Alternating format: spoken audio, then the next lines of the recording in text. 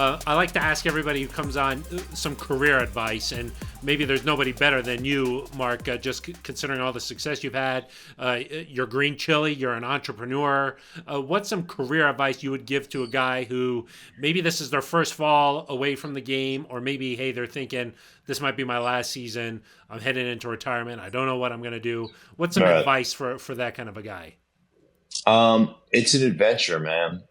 It's an adventure, and like there are so many things that that you look back on, and um, I got into the league as a 10th rounder out of the University of Idaho, and I made a deal with myself. I actually looked at myself in a mirror and had this conversation with myself in the mirror. If you don't make it in the National Football League as a player, it's because you're not good enough. Effort is not going to be an issue. Study habits are not going to be an issue. Work is not going to be an issue. The only way you don't make it is you're not good enough. And I go, you can live with that.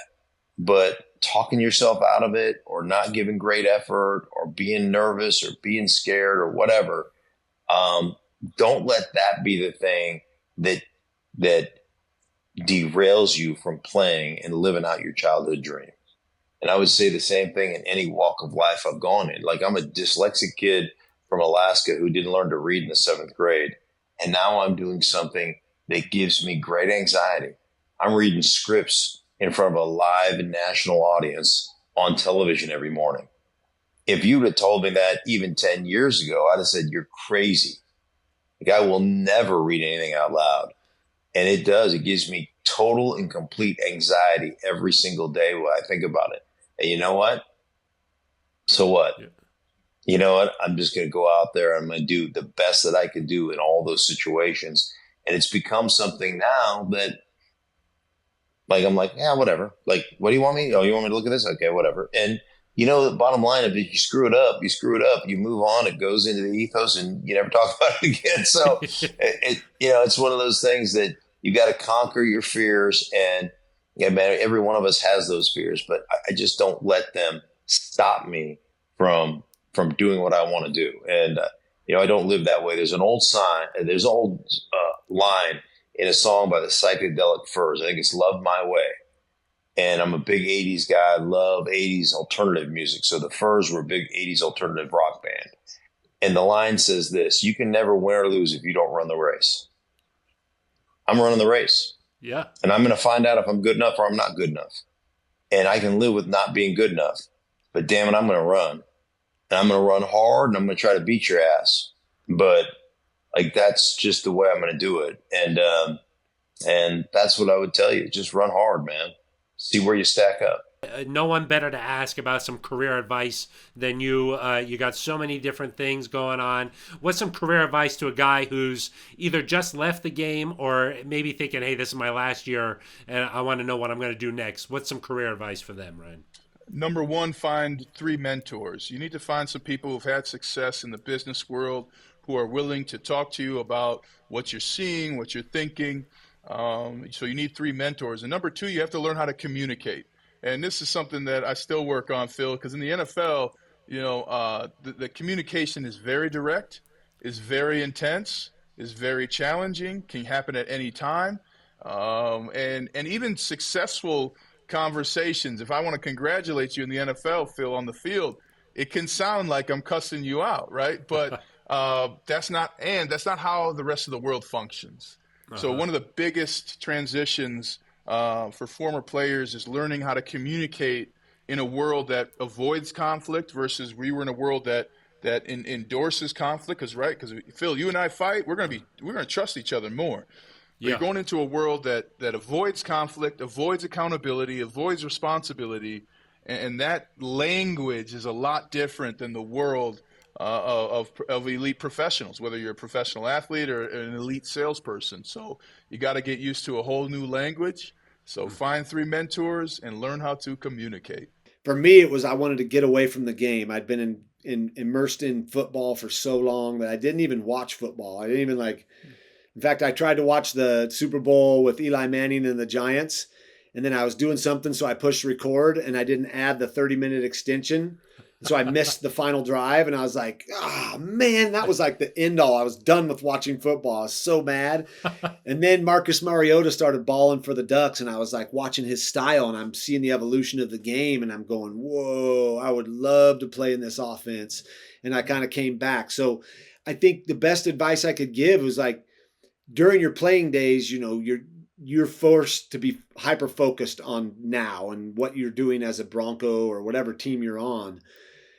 Don't be afraid to dabble in a few things, and like, don't be afraid to be uncomfortable, and don't be afraid to go in that door. And as soon as you open it, there's 30 people, 60 eyeballs on you going, oh, that's Jake Plummer.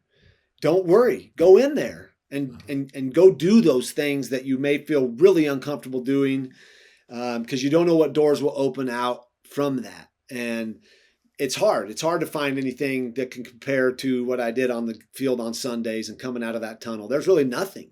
There's nothing at all that could compare to that feeling.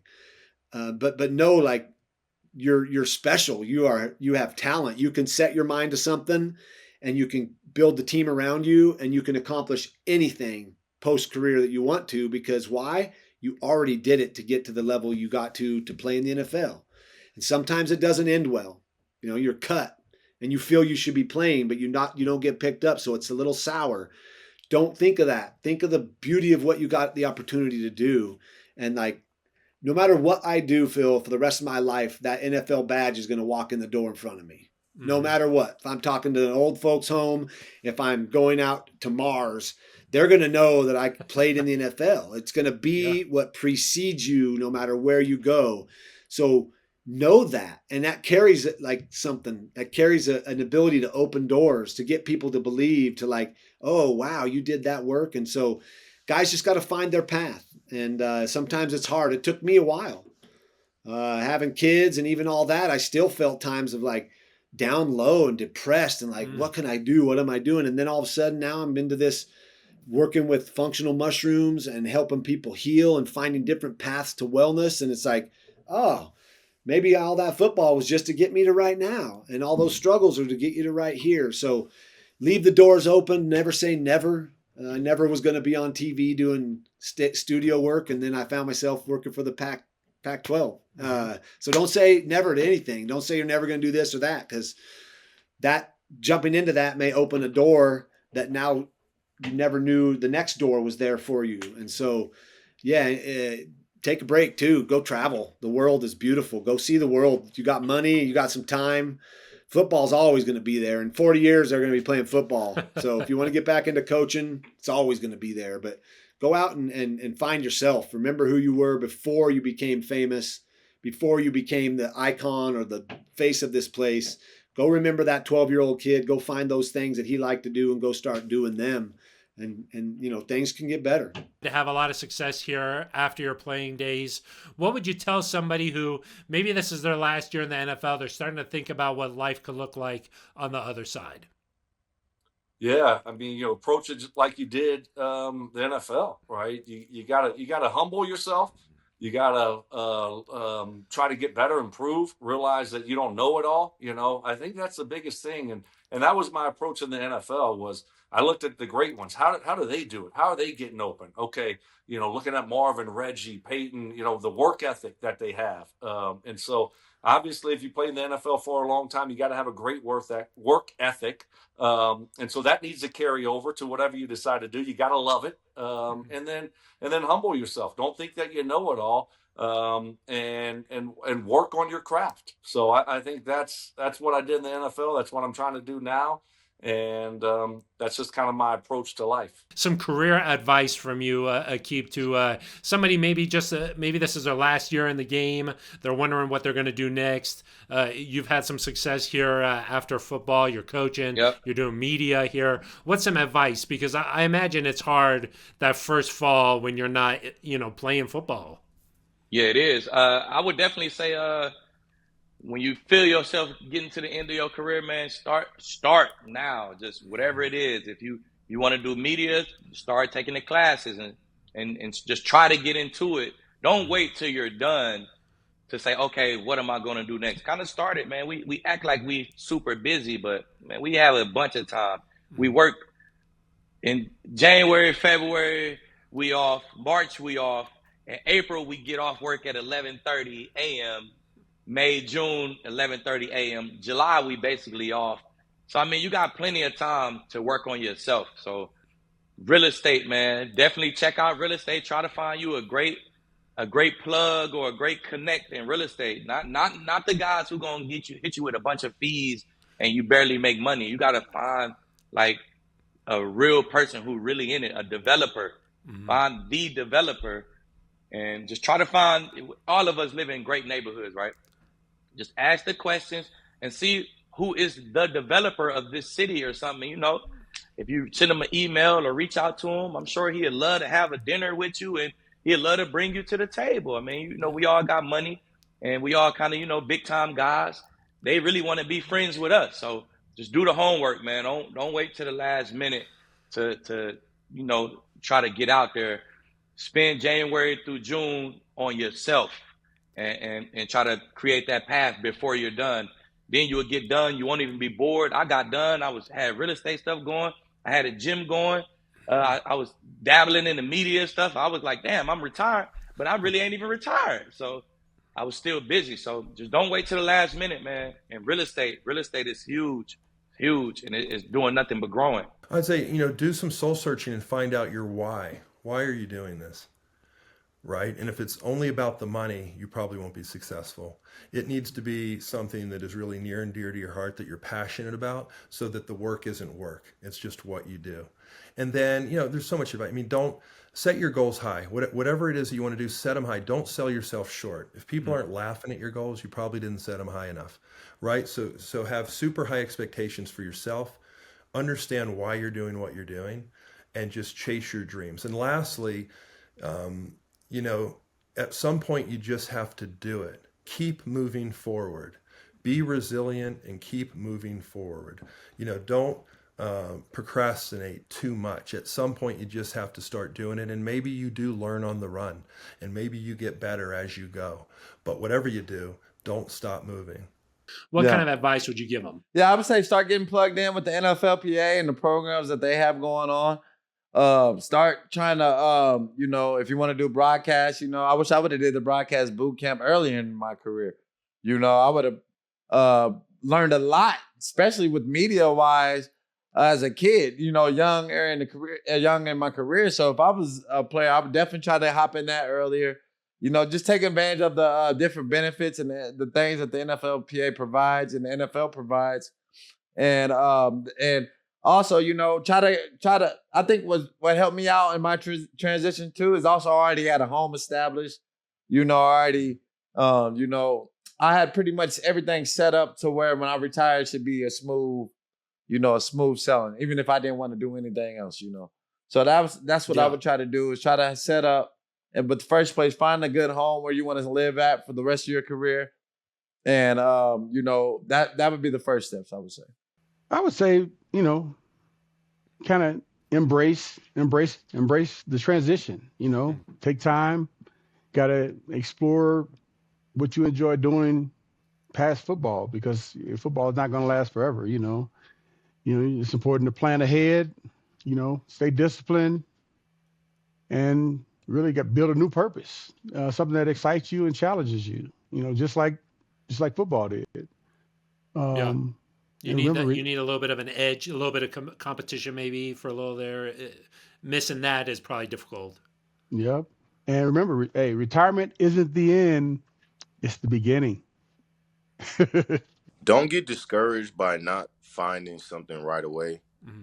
And even when you do find something that you really want to put your passion towards, you're going to have your ups and downs. Like, your success in football didn't come without, ups and downs, hurdles. So why would you expect your next phase of life to come without those things as well? And just remember how hard you worked in the game to be a pro, and work as hard in that other realm you're doing, and you'll be all right. You're about to hang it up here. You're thinking about what's next. What advice would you give to somebody like that? Yeah, idle hands truly are the devil's best friend, and you got to have a purpose in life. You got to. That couch, that is a depressing place to be, and you got to find a purpose. I never made the type of money that I could sit around the rest of my life. I needed a career, so I had to go out and get one. But the guys I worry about the most are the guys that got 20 million in the bank, and they don't need to get up every day to do something, right? So find that purpose, and finding a passion's the hardest part. So for me, it's investing in the younger generation and coaching, whether it's my kids or coaching high school, whatever it can be. But finding a purpose and finding a passion is something that you cannot waste time with. What's some advice to somebody who's in that position that they're going through a little bit of a career transition? Yeah, well, ideally, you're not starting from square one then, and you kind of have, during your career, started to dabble in things that you care about outside of football. So in the off season, whether it's an internship or just picking up something else and starting to learn a different skill, or reading about something that you're interested in, or talking to people about something that you find interest in. Unless you're trying to be a coach or a media member, if you want to do something in a different field, it helps you to start doing that while you're in the NFL. Secondly, though, it's really hard when you leave football to figure out what to do with yourself because your itinerary is gone. The coaches are gone. Some people telling you what to do are gone. The doctors who used to hang around you are gone. Everyone's gone, and you feel very, very alone. So find a new team.